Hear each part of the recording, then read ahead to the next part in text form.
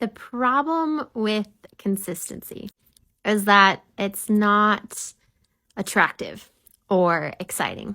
The problem with consistency is that it takes work every single day. The problem with consistency is that it means that every day you choose to do something regardless of whether you feel like it or not. Consistency is one of those things that sneaks up on people.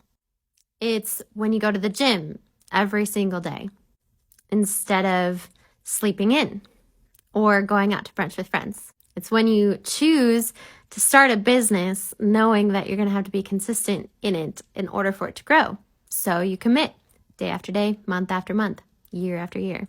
It's having kids and knowing that they don't owe you anything, and it's your job to take care of them. The problem with consistency is it's not exciting. But the benefit of consistency is that it will grow something wonderful.